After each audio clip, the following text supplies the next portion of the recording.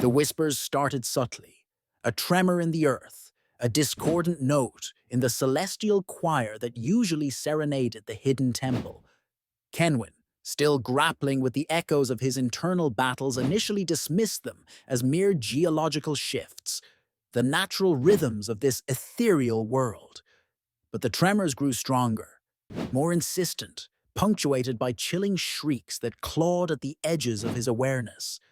These were not the sounds of nature. They were the screams of the dying, the guttural roars of something ancient and malevolent. He felt it then, a prickling sensation on his skin, a surge of ice red that froze his blood. The air crackled with an unnatural energy, a palpable sense of corruption that seeped into his very bones. It was a darkness that transcended the ordinary, a sinister presence that spoke of realms beyond human comprehension.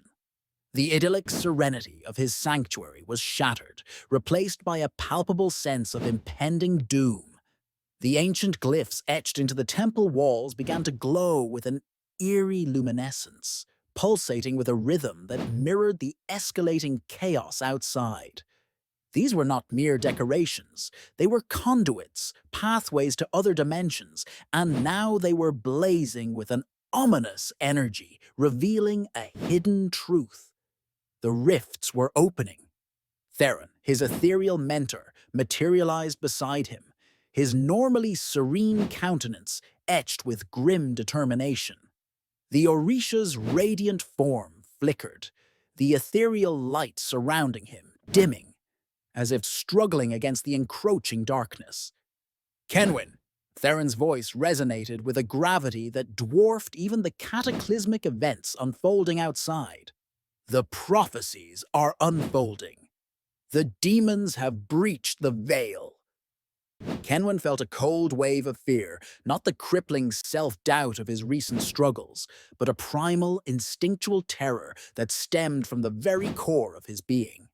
He looked at Theron, his eyes wide with a mixture of fear and awe.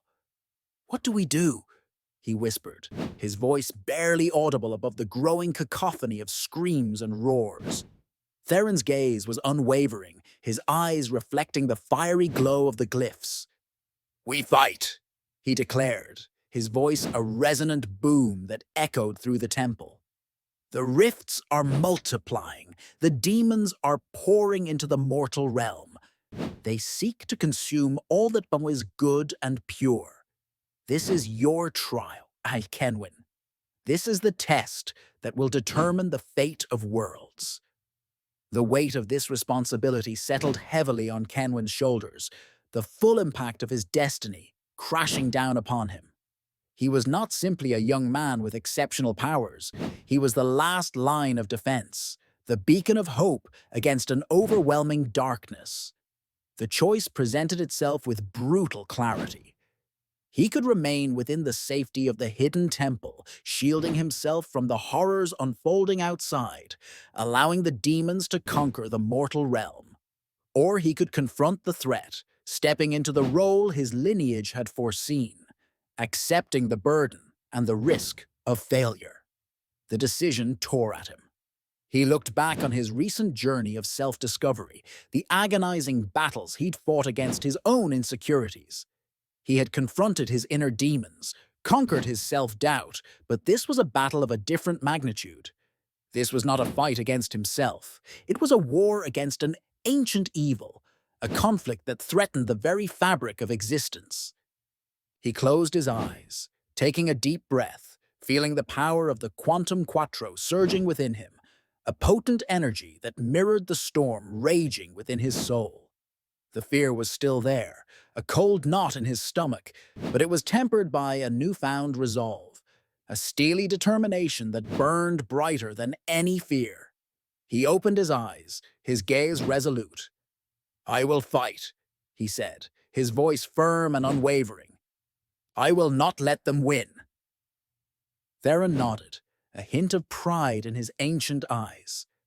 "Good," he said. "For the fate of the mortal realm hangs in the balance. The path ahead will be fraught with peril, but remember the lessons you have learned. Your strength lies not only in your power, but in your spirit, in your compassion, in your unwavering belief in the good. He gestured towards a hidden passage behind a shimmering waterfall, revealing a secret tunnel that led to the heart of the conflict. The air within the tunnel pulsed with a chaotic energy, a cacophony of demonic whispers and guttural growls. It was a passage to hell itself, and yet Kenwin felt no hesitation. He stepped into the tunnel, the Quantum Quattro humming in his hand, ready to unleash its full potential. The passage was dark and claustrophobic, the walls slick with an unnatural moisture, the air thick with the stench of sulfur and decay. The sounds of battle grew louder, closer, until he could feel the ground tremble under the weight of the demonic onslaught. The passage opened into a vast battlefield, a scene of unimaginable carnage. Demons of all shapes and sizes swarmed across the landscape, their grotesque forms contorted in a symphony of violence. The mortal army, though valiant, was outnumbered and outmatched. They fought with desperate courage, but their efforts seemed futile against the relentless tide of demonic fury. A wave of despair washed over Kenwin, momentarily eclipsing his resolve. This was not the neatly packaged battle he had envisioned in his training. This was chaos unleashed, a maelstrom of violence and death that threatened to overwhelm him. He felt a pang of doubt, a fleeting shadow of the self-insecurity he had so recently overcome.